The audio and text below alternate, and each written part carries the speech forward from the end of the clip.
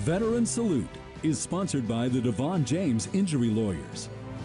Welcome back. From the end of World War II until 1994, Allied forces occupied West Berlin. KSN's Hannah Adamson and photojournalist Nick Kiefer share the story of one local veteran who served in the Berlin Brigade in this week's Veteran Salute. Veteran Larry Geilenfeld was drafted in 1967 in his home state of California. During basic training, the majority of soldiers who trained in the infantry deployed to Vietnam. Geilenfeld, though, ended up on the front lines of the Cold War.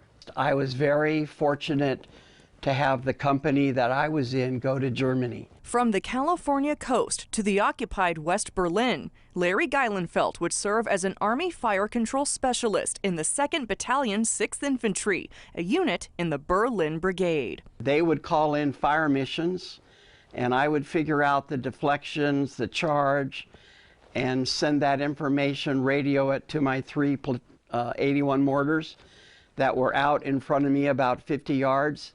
And then they would fire a fire mission. On several occasions, Geilenfeld would also go out on guard duty. We would have to guard the Berlin Wall. There was a 50-yard zone where if any East German tried to come through to get to the wall and get to the American side, the East Germans a couple times would shoot the East Germans that were trying to escape. Geilenfeld also guarded Spandau Prison, inside one of World War II's most notorious war criminals, Hitler's deputy, Rudolf Hess. You could see him, but you couldn't talk to him.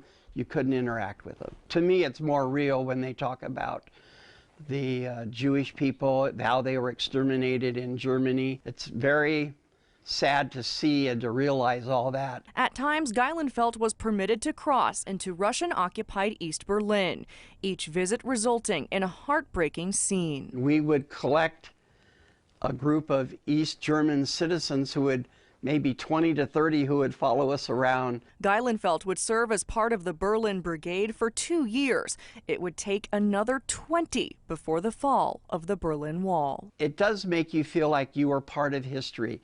You were part of the United States, being part of freeing Germany and making it a wide open free country again. Geilenfeld would eventually move to Kansas to be closer to his grandkids. He spends much of his time painting and woodworking. You can usually find him each Saturday at his stand in the Old Town Farm and Art Market. Here for you, Hannah Adamson, KSN News 3. On behalf of Devon James Injury Lawyers, we're honored to recognize this week's veteran, Larry Geilenfeld. Mr. Geilenfeld, thank you for your service to the United States Army. We're very excited to present you this check for $500. Very good.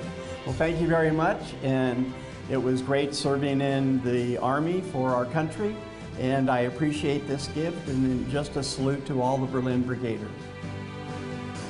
Veteran Salute is sponsored by the Devon James Injury Lawyers.